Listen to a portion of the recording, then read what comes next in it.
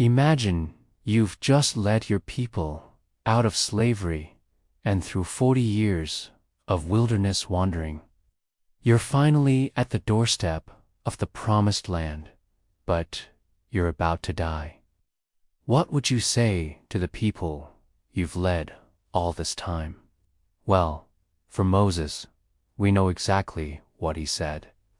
It's recorded in the Bible as his farewell address, and it's powerful. It's a book full of reminders, warnings, and encouragement as the nation of Israel prepares for a new chapter.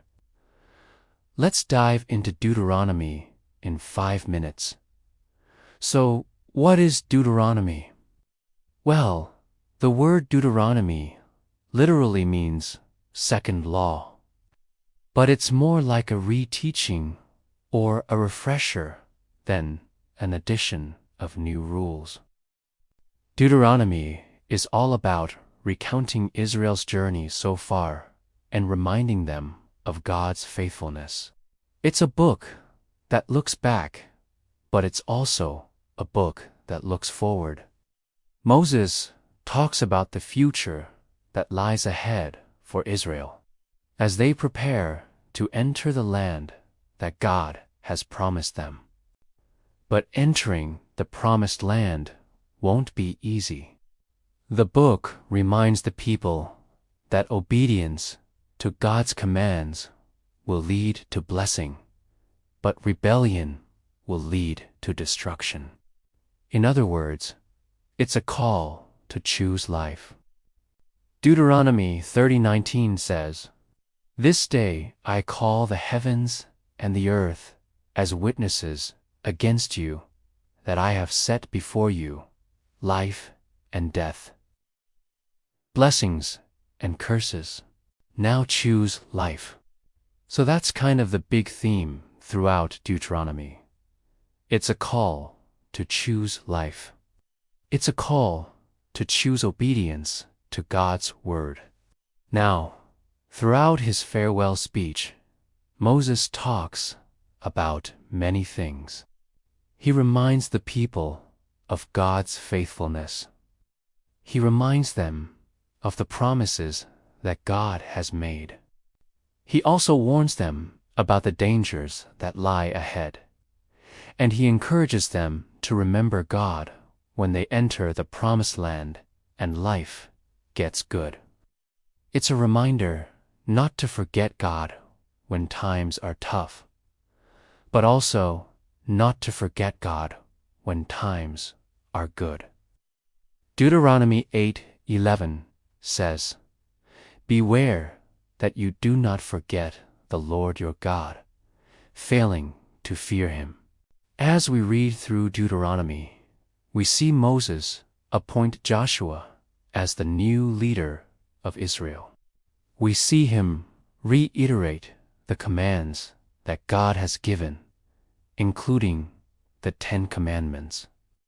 And we see him remind the people of the covenant that God made with their forefathers.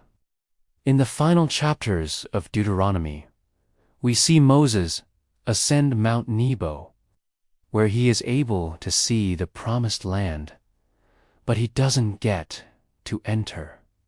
Despite this, Moses does not end in despair. Instead, he finishes his journey in faith. As we read in Deuteronomy 34:5, "And afterward, Moses, the servant of the Lord, died there in the land of Moab at the Lord's command. He was about 120 years old when he died. His eye was not dim, nor his natural strength abated." But why should we, as Christians, care about Deuteronomy today? Why does this ancient history book matter for us today? Well, first of all, Deuteronomy reminds us that faith is a daily choice. It's not a one-time decision. It's a daily choosing of obedience to God's word. Secondly, Deuteronomy teaches us that obedience flows from a heart of love, not a heart of fear. Yes, God desires obedience, but that obedience flows naturally from a heart that loves God and wants to please Him. Finally, Deuteronomy reminds us that God's word is meant to be remembered, lived, and passed on. It's not enough to hear God's word. We must live it and pass it on to the next generation. So, as we come to the end of this book, we're reminded that the choices we make today, whether we obey God or disobey God, will shape our future. Deuteronomy challenges us to remember God's faithfulness in our own life. It reminds us that life is full of choices, and those choices have consequences. It encourages us to teach God's word to our children, and it warns us not to forget God when life gets good. So there you have it, Deuteronomy in 5 minutes.